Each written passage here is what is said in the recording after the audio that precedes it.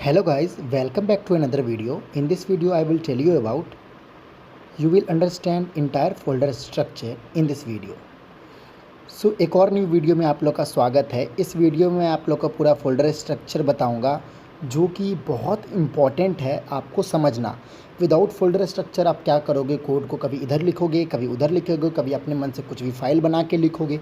ये एक अच्छा तरीका नहीं है। अगर आप सीख रहे हो तो स्टार्टिंग से ही अच्छे से सीखो।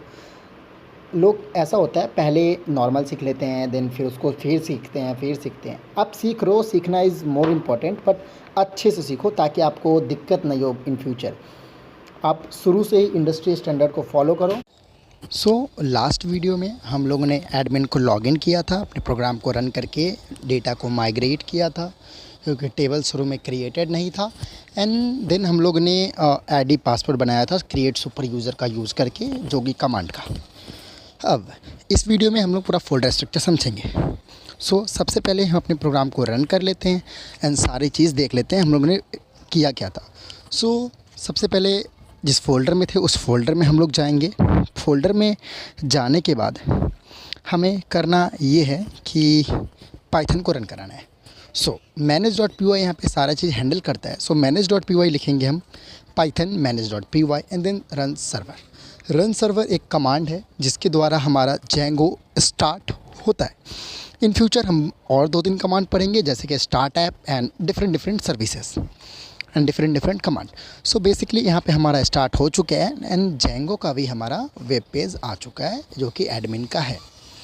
अब यहाँ पे हमने एडमिन का देखा था, /admin आउट पे जाके एडमिन का देखा था और यहाँ पे हमने एडमिन को लॉगिन कर लिया अपने लास्ट आईडी एंड पासवर्ड से, जो कि मैंने क्रिएट किया था। अब यहाँ पे हम लोग ये पढ़ेंगे कि ये तो लॉगिन हो गया। अब हम यहाँ पे फोल्डर स्ट्रक्चर के बारे में पढ़ते हैं। देखो, सबसे पहले main.py एंड रेडमी एंड जो थंबनेल है उनको मैं ना एक फ़ोल्डर में अलग डाल देता हूँ ताकि आपको कोई भी कन्फ्यूज़न वगैरह नहीं हो। कंटेंट नाम का मैंने एक फ़ोल्डर बना लिया है, उसके अंदर इस तीनों को सबसे पहले डाल देता हूँ।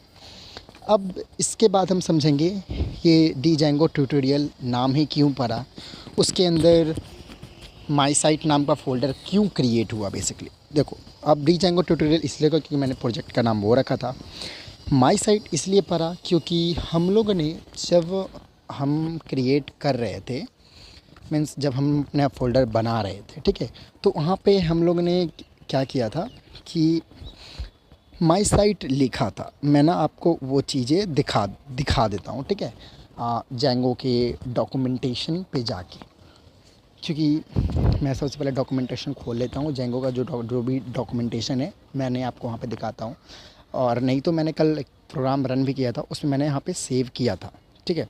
तो मैं आपको वो पहले दिखा देता हूँ क्योंकि वो मेरा URL खोल नहीं रहा है नेटवर्क की वजह से। सबसे पहले देखो, ये जो आप ऊपर में देखोगे क्रिएट फर्स्ट प्रोजेक्ट, वहाँ पे जो सेकेंड लाइन देखो, फर्स्ट लाइन तो एक आपको फोल्डर क्रिएट कर रहा है माई ये Django ट्यूटोरियल नाम का, उस नाम से आपका प्रोजेक्ट है। सेकेंड लाइन देखो जहाँ पे हम बीच में स्टार्ट प्रोजेक्ट के बाद माई साइट लिखे हैं, ठीक है।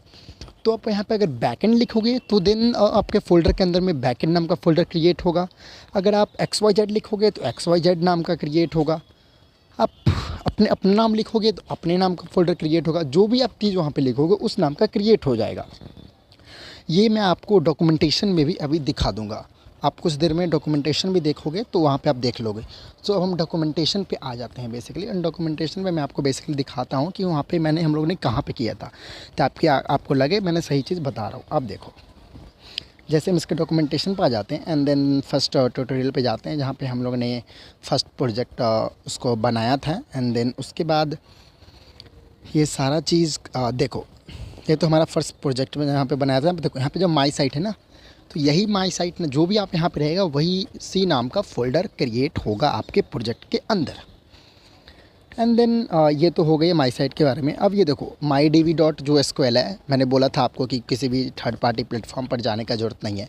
Django क्या करता है, जब भी क्रिएट होता है तो एक MySQL 3 का बाय डिफ़ॉल्ट, वो सॉरी MySQL 2 है, मतलब वही है, तो DB-SQLite, ये बेसिकली DB-SQLite का यूज़ करता है, जो कि MySQL का छोटा वर्जन होता है, लाइट वर्जन ये डेटाबेस प्रोवाइड करता है। एंड देन manage.py, यहाँ पे ये जो भी आप कमांड रन करते हो, जैसे runs.py, ये manage.py, जब भी आप सर्वर स्टार्ट करते हो तो manage.py को रन करते हैं, देन आपका सर्वर स्टार्ट होता है। तो manage.py आपको सारी कमांड को एक साथ रखता है। ठीक है, आप जो भी चीज़ आपको करवानी है, परफॉर्म करवाना है, जैसे कि आपको स्टार्ट ऐप करना है, डिप्लॉय करना है, सर्वर को रन कराना है, सर्वर को स्टॉप करना है, सब वो manage.py के अंदर ही हम उसको सारी सेटिंग को हम डालते हैं। चाहे हमें कुछ डेटा माइग्रेट करना है, डेटाबेस न्यू बनाना है, न्यू टेबल बनाना है, सारा चीज़ हम इसी के अंदर स्टोर करते हैं ताकि एक बेहतर, यानी कि एक कमांड का पेज है। देन नाउ अब हम आते हैं माई साइट के अंदर। माई साइट के अंदर में 5 चीज़ें हैं। init.py, जब भी कोई फ़ोल्डर के अंदर में हम अगर हमारा कोई कोड होता है, फंक्शन होता है, अगर उसको यूज़ करना है तो उसके अंदर //init.py हमें क्रिएट करना पड़ता है। देन उसके बाद ESGI एंड WSGI.py जो है, ये दोनों फ़ोल्डर ओनली डिप्लॉयमेंट के लिए यूज़ होता है। डिप्लॉयमेंट मीन्स अगर हमें प्रोजेक्ट को इंटरनेट पर डालना है, देन इस का हम यूज़ करते हैं। इंटरनेट मीन्स जब भी हम अपना प्रोजेक्ट रेडी कर लेंगे तो उसको इंटरनेट पर डिप्लॉय करेंगे ताकि हम HTTPS किसी एक URL के द्वारा यूज़ कर सकें एंड और लोग भी उसको यूज़ कर सकें। देन उसके बाद आता है हमारा setting.py। setting.py में हमारा यहाँ पे जो भी इंस्टॉल्ड ऐप्स रहेगा, जो भी चीज़ हम नया नया फ़ीचर को ऐड करेंगे, सारा चीज़ setting.py के अंदर डालेंगे। डेटाबेस का कॉन्फ़िगरेशन, किसी भी चीज़ का थर्ड पार्टी चीज़ का configuration, course, allowed items, allowed not allowed, URL, सारी चीज़ हम इसके अंदर ही डालेंगे। अब देखो, ये अलाउड होस्ट का मतलब क्या होता है। जब भी हम कोई डिफरेंट सर्वर से डिफरेंट सर्वर पे हम रिक्वेस्ट सेंड करते हैं, मीन्स रिएक्ट से हम अगर कोई API कॉल कर रहे हैं जेंगो के द्वारा, तो हमें वहाँ पे कोर्स अलाउ नहीं करता है। सो अगर हम इस अलाउड होस्ट में रिएक्ट का URL डाल देंगे, मीन्स मेन URL, तो देन वो अलाउ करना स्टार्ट कर जाएगा। ठीक है, ये जब आप रेस्ट API बनाओगे तो वहाँ पे कोर्स पॉलिसी एक होता है जो कि ब्राउज़र अलाउ नहीं करता, उसके बारे में जानोगे। Then middleware. No, middleware basically क्या होता है? मिडलवेयर क्या होता है? किसी भी दो चीज़ के बीच में आता है मिडलवेयर। जैसे आप सेंड किए, लॉगिन किए एंड उस टाइम में क्रिएट होगा। जब आप डैशबोर्ड पेज पे जाओगे तो देन मिडलवेयर एक होगा बैकएंड के में। बस इस लॉजिक को समझो। मिडलवेयर होगा बैकएंड में जो कि आपको देखेगा कि हाँ आप ऑथेंटिकेटेड यूज़र हो कि नहीं, सही यूज़र हो कि नहीं, वही यूज़र हो कि नहीं। देन वो आपको नेक्स्ट पास कर देगा, रिस्पॉन्स आपको दे देगा। देन अब हम आते हैं urls.py। जैसा कि आप लोगों ने देखा था /admin हम लोग ने एक्सेस किया था /admin, तो जितने भी URLs होती है जैसे /login, /logout, /register, /signup, वो सारे चीज़ urls.py के अंदर में होगा। अब ये चीज़ देखो route.url config के अंदर में आके जब हम setting.py के अंदर में आते हैं तो वो फाइल वहाँ पे कॉन्फ़िग है, डाला हुआ है।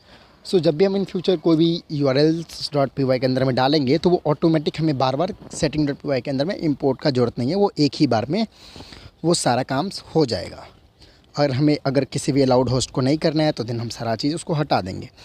देन टेम्पलेट्स में यहाँ पे हम लोग HTML यूज़ कर सकते हैं। एंड अब देखो टेम्पलेट के अंदर में हम लोग HTML यूज़ कर सकते हैं। जो भी टेम्पलेट, पाइथन का भी टेम्पलेट आता है स्किट लर्न करके, उसको भी यूज़ कर सकते हैं। डेटाबेस कॉन्फ़िगरेशन मैंने शुरू में ही बताया था, जो भी हम DBS को SQLite इस फोल्डर में बना हुआ है वो उसको यूज़ कर रहा है।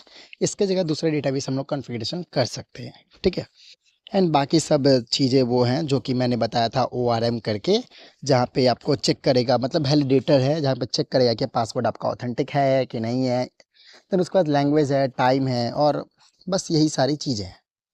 फिर urls.py के अंदर मैंने आपको पहले ही बता दिया इसके अंदर क्या रहेगी। जैसे कि आप किसी भी एक नया राउट बनाना चाहते हो, जैसे /login, /register, /signup, /logout, /dashboard, इस चीज़ के जब आप API पर होगे ना, REST API बनाओगे, देन इस चीज़ को बहुत अच्छे से समझो।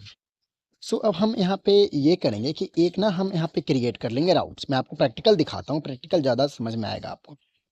सो सबसे पहले हम ना जेंगो से HTTP को इंपोर्ट कर लेते हैं। HTTP क्या करता है? बेसिकली जेंगो का एक अंदर का लाइब्रेरी जो भी है, फंक्शन है, तो उसको इंपोर्ट कर लेते हैं। वो HTTP रिस्पॉन्स प्रोवाइड करेगा। बस आप इस चीज़ को अभी समझो, ठीक है। तो Django.http से हम HTTPS रिस्पॉन्स को कर लेते हैं ताकि हम फ्रंट एंड को रिस्पॉन्स भेज पाए, जो भी रिक्वेस्ट करेगा उसको रिस्पॉन्स सेंड कर पाए। अब एक फंक्शन बना लेते हैं होम नाम का, ठीक है, जिसके अंदर रिक्वेस्ट आएगा। रिक्वेस्ट फ्रंट एंड से आएगा, रिक्वेस्ट कहीं से भी आ सकता है, ठीक है। एंड वो रिस्पॉन्स में रिटर्न करेगा वेलकम टू कोडनोवा। अब हम एक राउट बना लेते हैं /login एंड उसके अंदर होम को हम डिफाइन कर देते हैं। अब क्या करते हैं, हमारा जो मेन URL था, एडमिन को हटा के हम वहाँ पे पहले नॉर्मल URL पे जाते हैं। अब देखो नॉर्मल URL इसलिए नहीं खुला क्योंकि हमने उस URL को डिफाइन नहीं किया है। पहले वो खुल रहा था, आप देख रहे होगे, बट अब हम लोग ने बहुत सारे राउट क्रिएट कर दिया इसलिए वो नहीं दिखा रहा है। अब देखो, जब हम जाएंगे स्लैश लॉगिन पे, तो आपका ये राउट आ जाएगा। ये किस वजह से आया? इस वजह से आया। अगर आप जैसे ही आप जब भी आप कोई रिस्पॉन्स सेंड करोगे, जैसे स्टूडेंट रजिस्टर हो गया, नहीं हुआ, जब आप एपीआई क्रिएट करोगे, अपडेट करोगे, तो वो इस रिस्पॉन्स को सेंड करने में काम आएगा। तो ऐसे ही राउट यहाँ पे हम डिफाइन करेंगे यूआरएल्स के अंदर में। ठीक है, अगर चैनल पर अभी भी न्यू हो, वीडियो को अच्छा लगा तो लाइक करो, चैनल को सब्सक्राइब करो एंड न्यू वीडियो को एंड तक देखना, ताकि आप जेंगो को अच्छे से सीख पाओ। सो थैंक यू गाइज, मिलते हैं एक और नई वीडियो में।